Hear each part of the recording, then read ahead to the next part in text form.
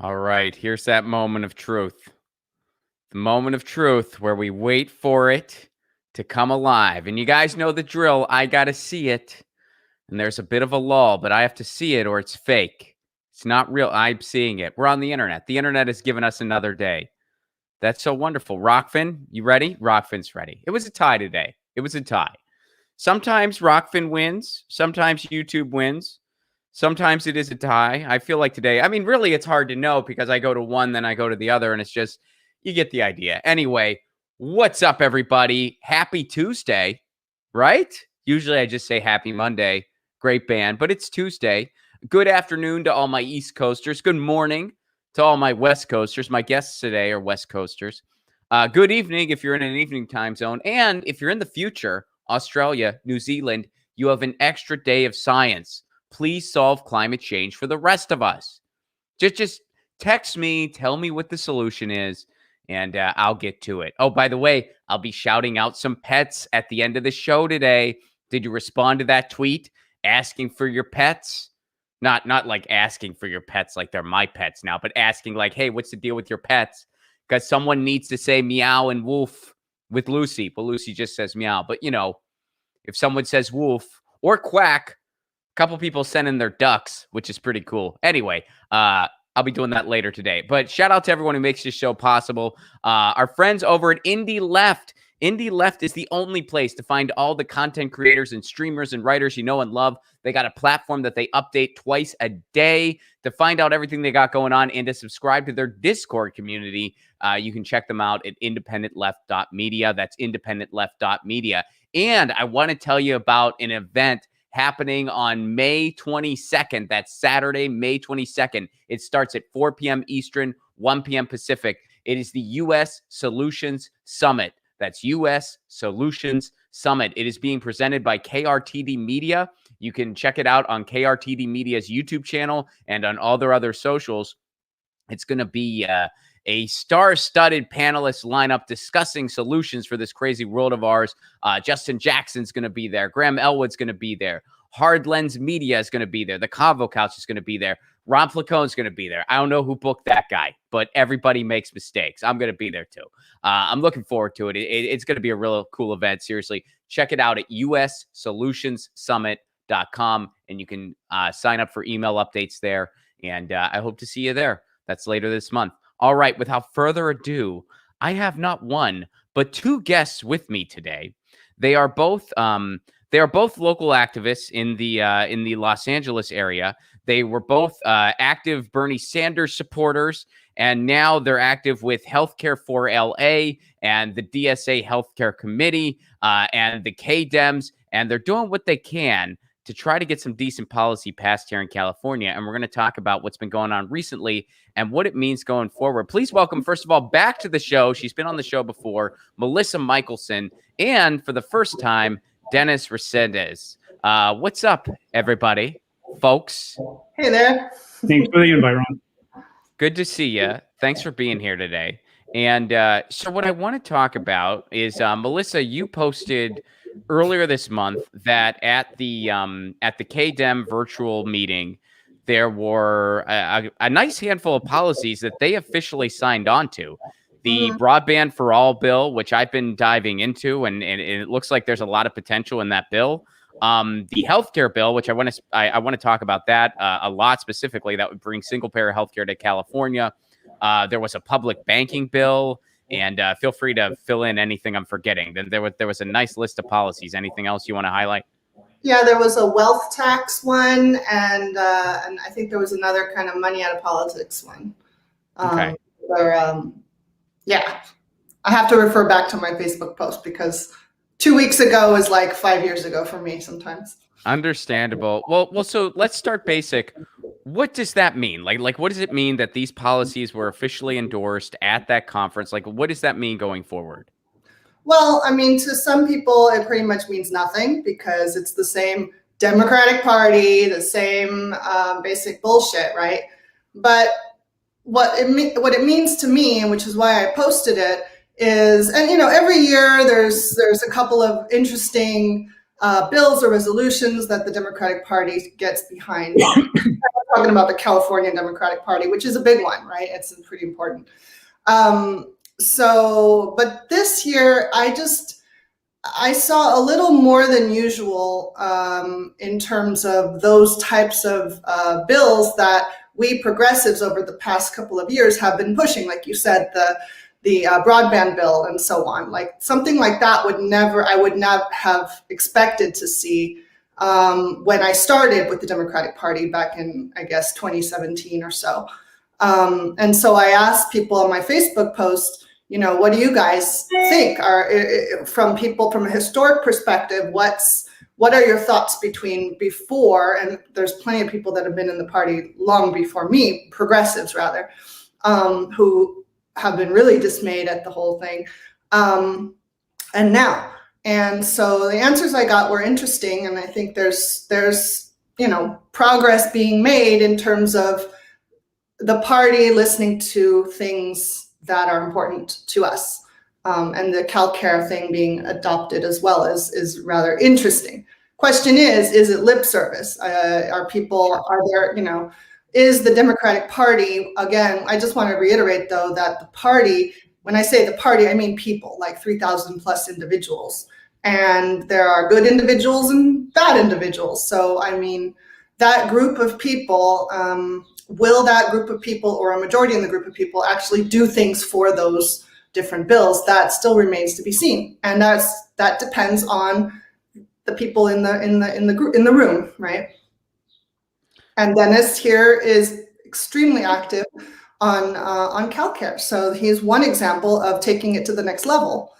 So it's what it meant to me is that the Democratic Party is willing to put its stamp of approval on those progressive items, and that's a good head start. And now what it needs is for the people, for us activists and organizers, to gather our troops and go to the legislature, just like the Bank Cal. Is it called Bank Cal? I think it's Cal Bank, or Bank Cal, I think it's called, for the public bank. What Trinity Tran is doing and the Public Banking Alliance of California is amazing. And she's able to gather all the legislators behind this and push it through. So with the Democratic Party seal of approval, that's what legislators are willing to do. They're willing to listen to us a little more. So that's why I was excited about what happened at the convention. Now, let that be said, the Democratic Party did not approve the Free Assange journalism resolution that Feel the Burn Democratic Club, which I'm a president of, wrote and put forth. So it was going to be a big push. I didn't expect them to, but I wanted to put it out there anyway to, regardless of it being passed or not. But that was just a resolution. So let's go to healthcare specifically then. And Dennis, I'll pose this question to you first. So what is, could something like this be done via a ballot measure that would then get sent to the governor, or kind of where is AB 1400, the single payer healthcare bill in California? What is the status of it now? Like you got okay, the Democratic Party is saying they're on board with it, although they don't have the best track record of this in the past. So where is it now, and where can it potentially go? What are the avenues for it to be signed into law? So right now, it's a bill that's going through the state legislature. It's not a ballot initiative. Unfortunately, it was recently tabled for the year. Tabling means it's just being put on hold. The reason being, the author got a lot of flack for not having a financial sourcing for the bill, which is right now we're just working. The bill is just working on policy, and having passed a policy would not mean it would have gone into effect. The next thing would have been to work on how we finance the policy, or in this case, the CalCare program. But the author, one of the authors, Ash Kalra, Assemblyman Ash Kalra, decided he wanted to shelve the bill, work on the financing for the bill a little bit more, and then he's going to bring it back up I want to say in about 8 months in the next assembly session. So it has already been tabled for this year. Correct. And the reason they're giving is financing. Now, correct me if I'm wrong, this is the same thing Anthony Rendon did several years prior. Yes. Even though we at the time, I shouldn't say we, it was a few organizations brought forth proposed spending package. I shouldn't call it a package, just a proposal. Thank you. I'm sorry. On how to fund AB 562. Mm-hmm. Even though that was done, he still decided he's going to let it die. This was a little bit different in that the author had to possibly avoid the same thing from happening, wanted to work the bill a little bit more and see what he could do to get some sort of more broad spending package into the bill. Now, there are funding mechanisms already built in the bill. One of the things is we would go to the Health and Human Services to get waivers that are promised us to states that want to implement their own healthcare programs, such as CalCare. We can go to Health and Human Services and request those waivers, and that would give us a significant amount of money for the fund that would pay for the program eventually. But there are other things we could do, like progressive taxation, and forgetting what some of the other funding sources are. Of course, we'd also be pulling funding from programs like the ACA, Medicare, CHIP. Yeah, we'd be pulling funds from what people are already paying. Exactly. People are already paying these ridiculous premiums for healthcare. A single payer program would save money.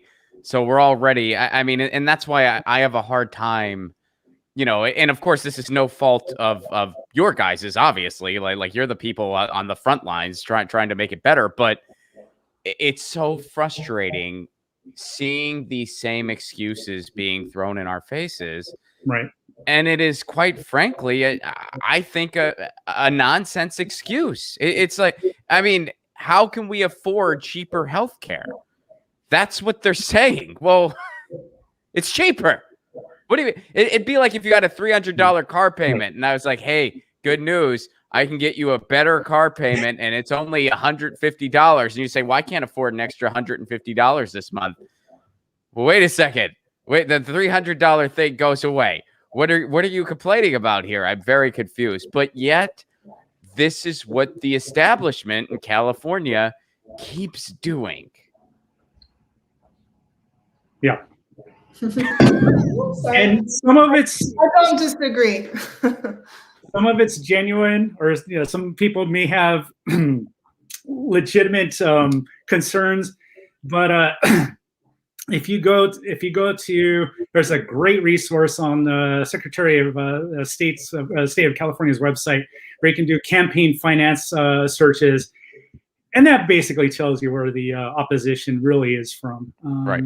My assembly person, she's taking from all sorts of healthcare insurance companies, hospitals, DaVita, the dialysis center. She's taking all sorts of campaign contributions from these groups that oppose single payer initiatives like CalCare. Right. So that's part of it. That's a big part, I would say. My firm belief is until there is money out of politics, we're not going to get anything, or at least it'll be still an uphill battle. And my other question is to both of you then, what is the alternative? I mean, of course, we got to vote these people out, but then there's the money out of politics, pushing down on that. But what is the alternative to have legislative change? We need these people. Well, what would it take? What would it take? And I'm sorry to respond to your question with a question, but this was kind of where I was going at next, which I think kind of would be an answer to your question as well. What would it take to go the ballot initiative route? Like, that's not an impossibility. Like what would that route look like? I think it would take a certain number of signatures, Right. and going around. I can't speak for that. I know that I was involved here locally, and I don't remember, Ron, if I talked to you about that, but I've been involved locally where I live in a ballot initiative where we knew the city council would never support a campaign donation cap of $250, and Dennis was, helped with that in my town. Thank you, Dennis, as a coalition partner. But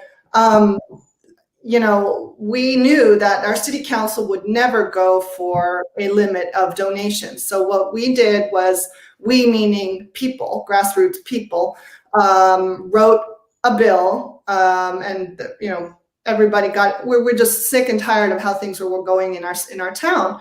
So people got together, they wrote a bill, they got a lawyer, they raised some money, and they made it happen. And now there's a limit of $250 that individuals can give to our future city council members. They didn't want it to happen because they're all bought and sold by developers in our city. So so we went around that, and we walked door to door, explained the situation to people. They signed it, and then we submitted it to the county of Los Angeles. That got approved, and then it went through. And then 2 years later, it took a long time. We had to, 2 years later, it came on the ballot this past November, finally. And of course, they put through opposition, but this is all micro. If you're talking California, there's what it's going to take. The short answer is a lot of money to fight the forces and powers that be. So, well, and a lot of people too. And people, and these efforts that that Dennis is making, that other people are making, and the party, and this kind of getting together. The way I see it is more like demonstration of power of the people, and to always remind people that there is support. It's just kind of a symbol, but there is support if and when.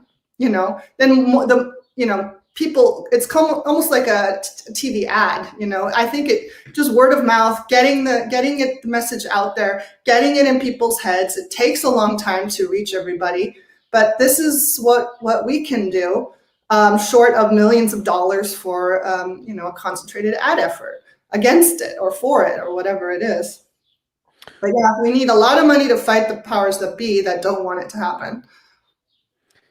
Well, you look at you brought up the public bank effort in California and specifically here in LA. You look at what they were able to accomplish, and even though they were not successful on the ballot initiative the first time through, which of course was disappointing, but when you look at everything they did, and it all started with a bunch of people showing up to these city council meetings to the point where everyone just got sick of seeing them, and they kept showing up and they kept showing up.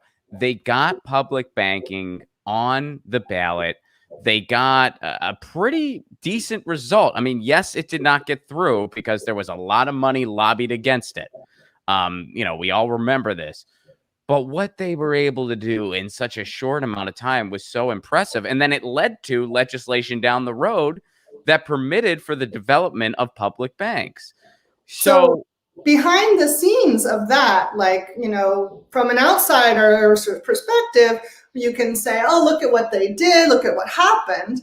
But really what I saw and I was involved in, and it's not one person particularly that can do it, but there needs to be a strong organizer, a strong will, people support behind it, of course, but without having that the legislators behind this to push in and to talk to the right people and to politicize the thing, and who knows what else, making deals. I don't know what they do, but that's like something I don't even want to ever deal with myself. But that's what, it was just like a cohesion of all of that.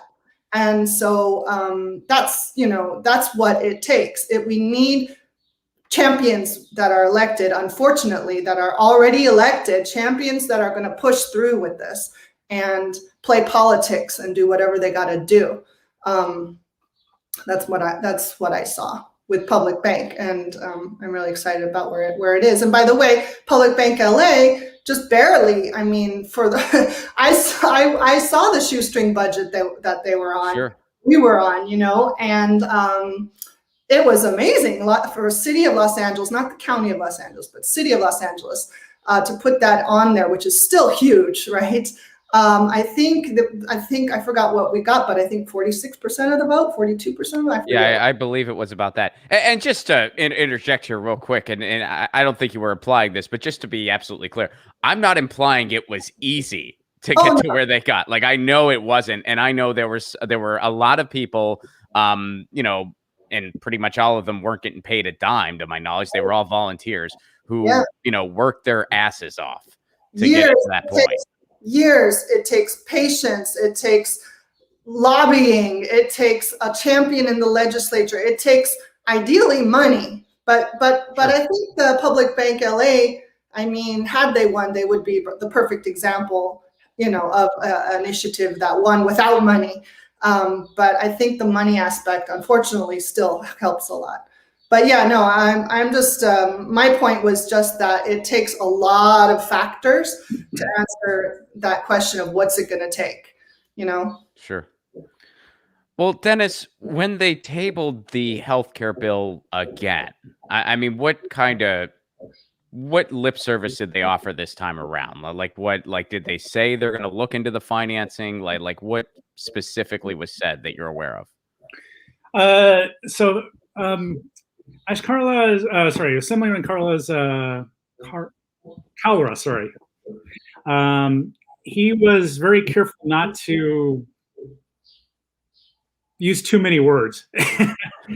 Basically, he's just saying that he wanted to see what he could do about alleviating some of the concerns regarding the financing of the bill. He did put out a statement, an official statement, but it was very short. We've been here before. It's like we've been here before.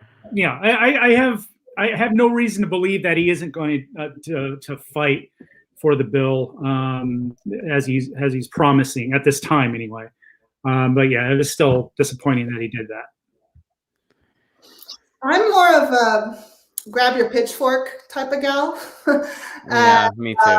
I feel like we don't have time for this shit anymore. And there are certain people that need to play nice, but like whoever is in this effort, if it were me, because I'm not deeply involved in it, I would hope they look really closely at what the weaknesses are of the opponents and then go right for the jugular, and that's it. Organize, and if there's a boycott to be their weakness is obviously their pocketbooks, so and their money and their revenue. So if there's a way to attack that, I'm pretty sure that's when they'll start to listen. But again, I'm not, easier said than done. Well, and here's a tweet from Healthcare for All Los Angeles. A single-payer Medicare for All system in California doesn't just make sense, it makes dollars and cents. The hardcore economic and social science behind single-payer has been known for decades. Check out this letter from 200-plus economists who agree. So they're basically pointing out how it saves money compared to the nightmare of a system we have now. Like, they're pretty much just saying this. And then you have the establishment, again, for a second time in, 3 years? Saying, oh yeah, the finances are just off. I don't know how we can afford this cheaper healthcare. I mean, and plus it's not like, I mean, this is California. We're only the 5th largest GDP in the world. Larger than Canada. Possibly larger than Canada, who, by the way, figured this out decades ago. Exactly. And I know that y'all share my frustration. I'm not saying this to be, discouraging, but merely to just kind of have the difficult strategic conversation that has to happen when you realize you don't have allies in the establishment. I mean, I think it's fair to say like we just don't. And we all want the same things. We might not see eye to eye on every strategy, and that's okay, but we all want the same things. And so it becomes a matter of how do we get there? Because if we can't institute some kind of change in our communities, as you have, Melissa, but I mean, if we can't do those sorts of things, what hope do we have on the federal level? Well, I think you just said it. I mean, allies in the establishment. That could help a lot to get something through. Now, how do we get allies in the establishment? We need people to run for office. Okay, great. People, good people. All right, great. Once they run for office, they're going to be washed. We've seen that, but we see a few people getting through here and there. What's it going to take, to get people into office, people that we want into office? I think we need that kind of whole system of, unfortunately, one of the two parties right now, unfortunately, because they run the show at the moment. So then then there's that next level of getting the party behind a person to support this, but they don't necessarily need a party. They just need a lot of supporters to vote for them. And then, of course, unfortunately, still the money to run a really good campaign and get the word out and get people excited to vote for them. And then they're in. And then once they're in, they can't sell out. And, they can't be bought by other, they got to know what they're doing. They got to be, politically savvy. But we've not seen that come to fruition yet at all. I mean, that's the thing. Like, we haven't seen that at all. And I understand what you're saying. Like, this is the way the game is right now. Where I think I have a strategic disagreement with you is I say, well, we have to change the game. And both of us are calling for very tall glasses of water. Neither of those two things are easy. How do we change the game? And by the way, also, I wanted to ask, what's the alternative to, playing this? Well, my alternative was, go for the jugular and just get the pitchforks. But that's that's my alternative is a general strike. Oh, okay. Yeah. I mean, and in fact, actually, let me correct myself a little bit. I don't think that's an alternative at this point. I think that's the only way forward, is a straight up general strike. And we're talking like national at this point. I think a general strike is more effective than any, grassroots candidate trying to run for office or anything like that. I think a general strike, shutting it down, I think we're getting closer to it. Now, as far as healthcare in the state of California, I mean, maybe, just maybe. I mean, I feel like if you put the establishment in a place where they feel like they have no other choice, i.e., you just shut the state down, then yeah, maybe something like that will be taken out sooner rather than later. I think something on the scale of a general strike, that'll shake things up temporarily. It's not sustainable. It'll be a good shake-up. And then usually what happens after something like that, there's a changeover in the legislation or legislators. Some people will come in, but you got to wait. We got to wait for the right moment. You got, and there's, things are staggered where House of Representatives and senators and city council, like all that stuff together is like staggered through over the years.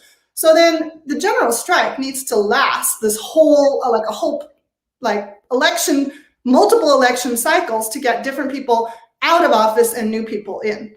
And again, I don't know about that long to get in. Yeah, I don't even know who would be at the moment, who's up and coming, and who's going to actually be good and not sell out when they get in, not be naive and inexperienced. None of us know that. None of us know that. You're rolling the dice. It's a gamble. I mean, honestly, like it's a gamble. Nobody knows that. No one knows that. But that's like way down the line. Well, we're still way down here. Like, I agree. Yeah. But I think as far as general strike, I don't think it has to last.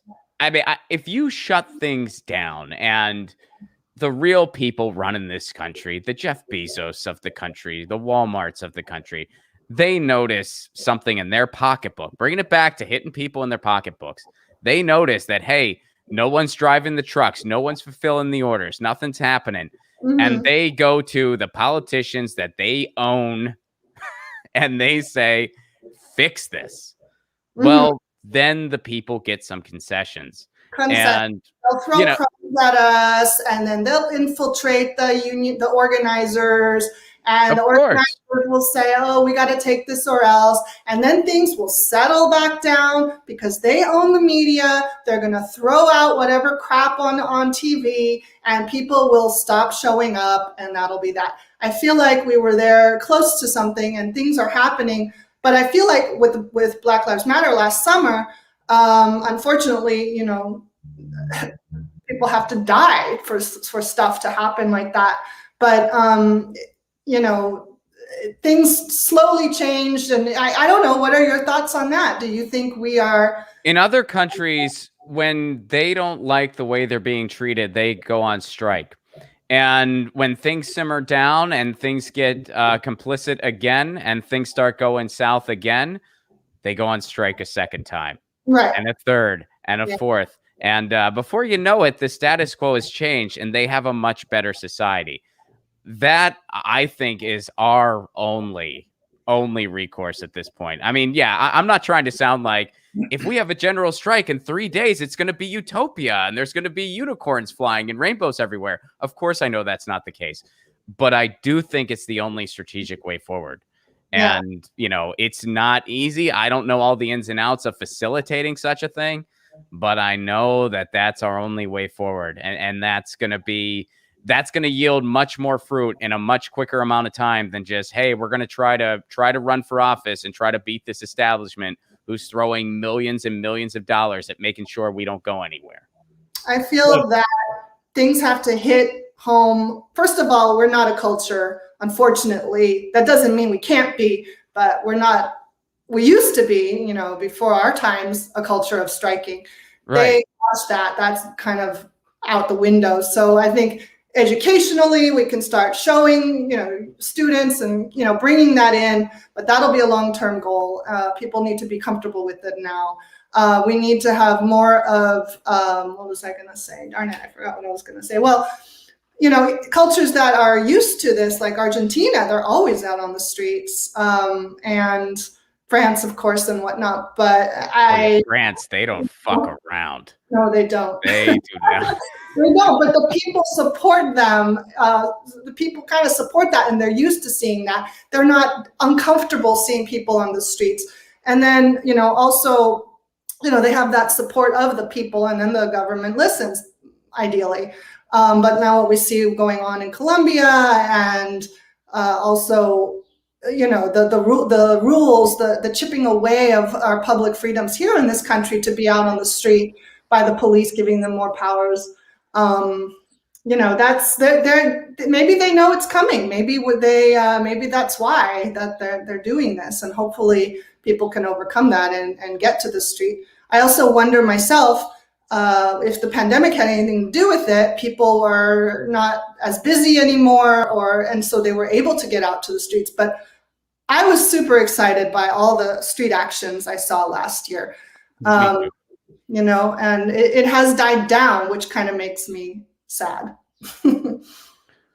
Well, I think the anger is still there. And I think that it was way more encouraging than, you know, and you brought up like, well, people have more time so they can get out in the streets.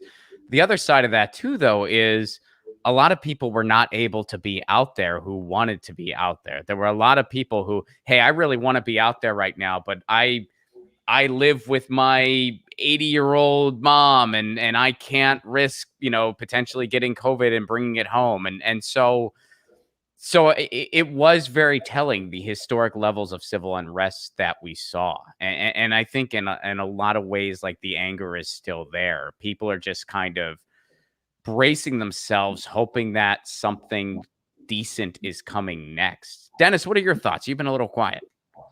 I just wanted to say, it's like we have the, you know, in places like France, it's like, yeah, they don't have the hurdles of having healthcare tied to a fucking, I'm sorry, a job. You can curse here, Dennis. Please do. Okay. Okay. Sorry about that. A moment in time warrants it. Curse away, buddy.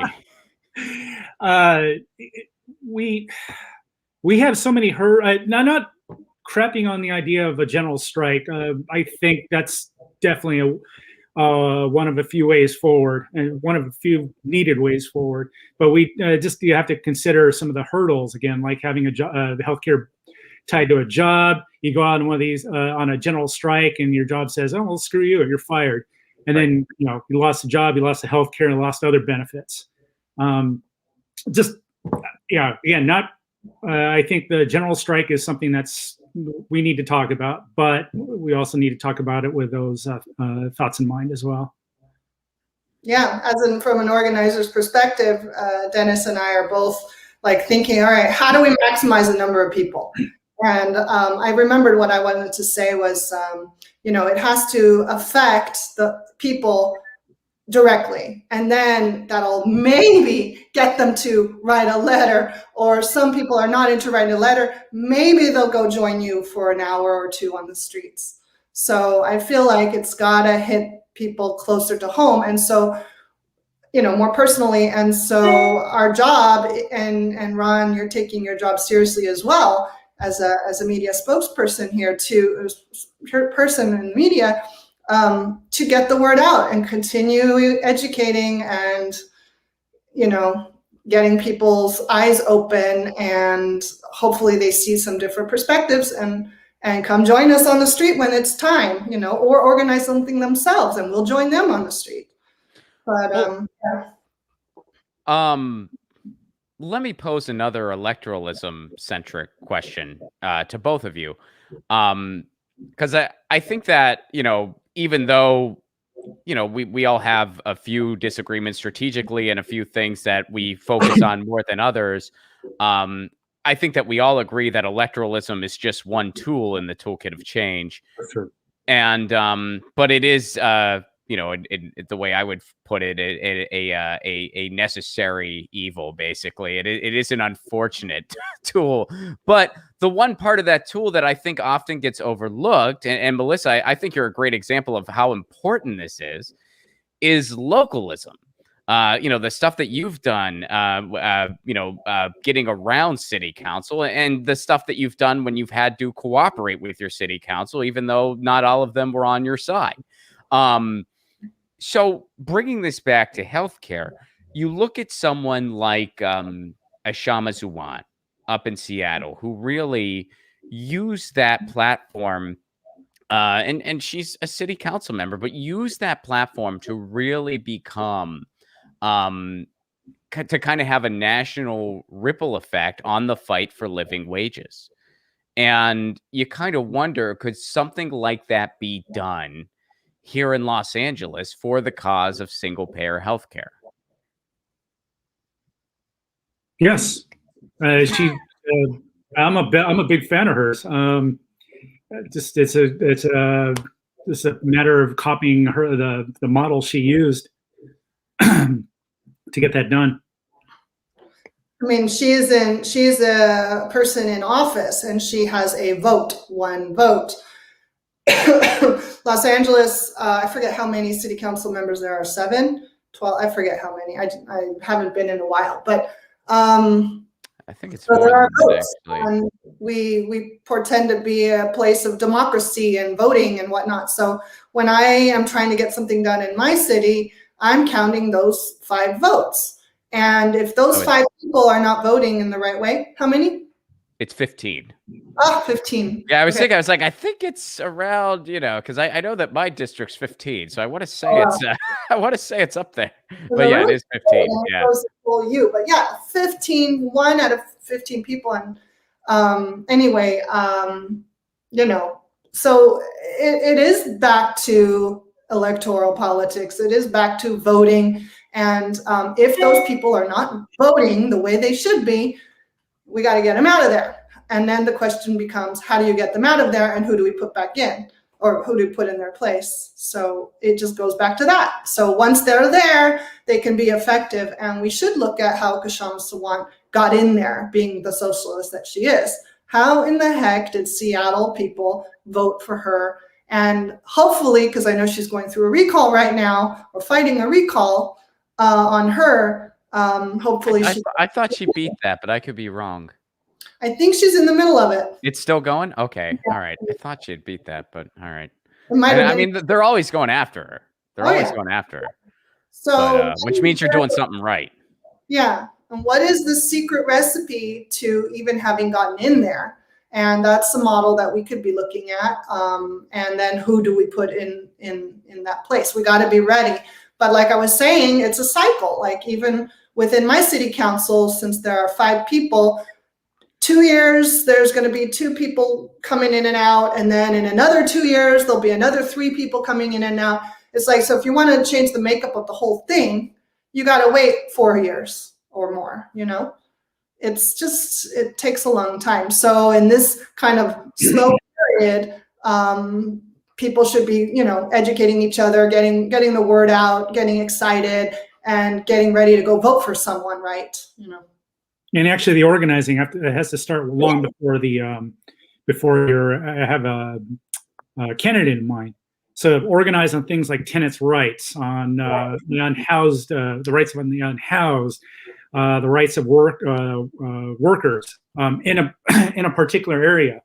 And if you become the one who really, if you become one of the louder voices, but yeah, one of the more dedicated organizers, you become that person who people are probably going to vote for an office. Right, but then who in their right mind would want to take on that job? I mean, some people do. Some people like to run for office, but in the landscape that we're in, you need a lot of money for that. It's not just, you know, I mean, it can be done without money, but you've got to be ready to for a lot of pushback, unless you slip in at the right time where no one's looking. So I got 2 more questions, and one is a very kind of practical LA-centric question. I'll ask that one first, and the other is a kind of more like kind of fun philosophical question that I think is just a fun way to end the show today.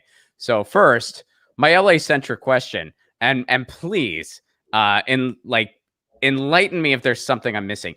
Is there anybody running for mayor who I should be excited about? Because so far, there's the guy we got now who is terrible. And then there's the guy from my district who is a cop and terrible. And if those are my only 2 choices, I mean, I'm not going to vote for either one of them. I'll leave it blank. But please tell me someone's running. I mean, they got like 4 or 5 progressives over in New York City. What the hell are we doing? They have ranked choice voting, though. We don't. So I think I'll let Dennis answer this. I'm going to go grab more coffee. Go for it. Sadly, I don't have being outside of LA proper. I'm in this. Actually, both Melissa and I are in the Singerville Valley. I'm not in any of the districts, so I haven't been keeping up with that race, even though it is a very important race. I don't want to say there's no one good running for that office. I just don't know who that person is at the moment. There's got to be someone. I mean, all in Los Angeles. I'd be surprised. What? Oh yeah, go ahead, Melissa. I'm sorry. Oh no, I was just gonna say we're fucked. That's it. No, I mean, there's got to be somebody, and yeah, I mean, right now, I mean, we are in a competition for shittiest mayor on the face of the freaking planet, and we're holding our own. We are really holding our own. I mean, it's like, and every now and again, like New York City has just pulled ahead. Portland's making a case, baby, but man, we hold our own here in LA. We really do. All right. So this is a fun one to close out today. And I think just based on the conversation we had, this is sort of a fun philosophical question. Do you guys think, and I'll let both of you answer, then I'll answer. Do you think people should be able to make the decision on their own to run for office? Interesting question. Do you think people should be able to run? Wait, what? Yeah, like should people be able to just say, I'm going to run for office, and then they file the paperwork and they run for office, which is the way we do it? I guess my immediate answer is yes. You have the freedom to do that, but if you're going to be successful, obviously you need to get the input from your community members, your organizing comrades, and your friends and family. I say if you think you can do it, but also get that input. Yeah, have the right to run. Well, I mean, it's there for us for the taking. So, I mean, that's what our system is based on. So, sure, like go down to the registrar's office, fill out the paper, turn it in, pay the, I don't know how much, $250, or I don't know if there was, I think there's an application fee, which probably could be waived, and, or maybe not, I think, or you need signature or you need certain number of signatures that show that you have interest in your community to run, you have a backing, and go for it, but be ready to fail. I think I agree with Dennis that you don't waste your time if you are not serious about it, if you're not ready to have a full campaign and unfortunately hire people that know what they're doing, that you can trust, and then go for it. But yeah, otherwise you'll probably waste your time, and you'll be discouraged if you lose. So this is where this is one of my opinions that is sometimes received with a lot of love and approval, other times not so much. My answer to that question is no. I think you should have to be recruited. And there should be some rules around how that works. Like, it can't just be like your mom or something, like, he'll be great. And it can't be some corporation either. It has to be like a legit movement of people. But I think you have to be recruited. It was one of the ideas when the Greeks were trying to figure out what this whole democracy thing was going to be all about. It was something they were toying with. They were like, well, maybe leaders need to be recruited. The best person for the job is the one who doesn't necessarily want it, especially when power is involved. They kind of abandoned that idea. I don't think they should have. I think they should have stuck with that. Doesn't that breed corruption? Huh? Doesn't that breed corruption and people trying as opposed to now? Well, people trying to get into that special place of being the organizing or the deciding committee to pick who runs, So you're trying to appeal to people instead of to donors. I would take it. I have to think about this. Let me sleep on I mean, I'm not saying it'd be perfect. I'm saying it'd be better than what we got now. But I guess the grass is always greener, though. I got to explore this more. I'm still not getting Actually, I would think that's actually something that's already going on. I mean, it's not in a legal manner, but people get pushed to run for office all the time by corporations and stuff. Yeah, well, that's why I'm saying like there would need to be. Not just by corporations, from the bottom. I mean, from the bottom, from ordinary people saying, you've done so much, or you get a base who thinks you've done a lot for the community. They'll push you to run for office, even if you're not comfortable being that person. And I think those should be the only people running for office, in my opinion. But that's the people where the community said, we need you. I guess what I get scared off by that, because I think immediately of the entrenchment within the Democratic Party. They think that they're the recruitment part, the recruitment committee, and that's all they're doing is who's next in line, right. and that's why I brought that up. Like, doesn't that breed corruption? So I don't know of other models other than that very corrupt group of people. Sure. But I mean, they're doing that now. And if it was something where it was actually responsive to the base, well, and when I say base, I don't mean the Democratic establishment. I mean all the people in California. If they had to formally recruit somebody and one person is actually a community activist, the other person's just hanging out in a wine cave with a big group of donors, and everyone actually gets their vote tallied, who's going to get recruited? Well, how might they recruit? By a vote of some kind? Yeah, I mean, yeah, those are all the things that we'd have to figure out. But yeah, there would be some kind of formal recruitment mechanism, and you can't like basically it would be almost like jury duty, where it's like you get recruited for run. I mean, it's not like you would pick people random, although some would argue that would be even better than what we have now. But it would be people in your community are basically demanding you run. And what if you don't want to? Like, people always tell me that means you're qualified. Yeah, that means you're qualified. I mean, honestly, and I am for this being our policy. And the only rule I would want put in place is that I'm exempt. Nobody. Where can people go to learn more about the both of you and everything you got going on? Any activism you want to point people in the direction of? Dennis? Yeah, I got a couple groups. Of course, there's 3 lead groups organizing for CalCare. The first is Healthcare for All Los Angeles, which you can find at healthcareforall-la.org. The other one is the DSALA Healthcare Committee, which you can go to DSA.la.org and click on the committee link, and you'll find out more about the healthcare committee there. And of course, the bill that, the group that made CalCare possible, California Nurses Association. If you just do a web search for California Nurses Association, you'll get their information. All right. I would say head over to Feel the Burn Los Angeles on Facebook, Feel the Burn Democratic Club Los Angeles. And there's a Facebook page, and you can DM there and get more information. All right. I remember when I approve. Thank you guys so much. I appreciate you. I appreciate you being on the show today and talking through this stuff. And of course, for all the work that y'all do on the ground, I appreciate it immensely. And I wish. Hopefully we're gonna get through this thing. Hopefully we're gonna get some amazing policy here, and we definitely got our work cut out for us. But thank you, Ron, and thank you, Dennis.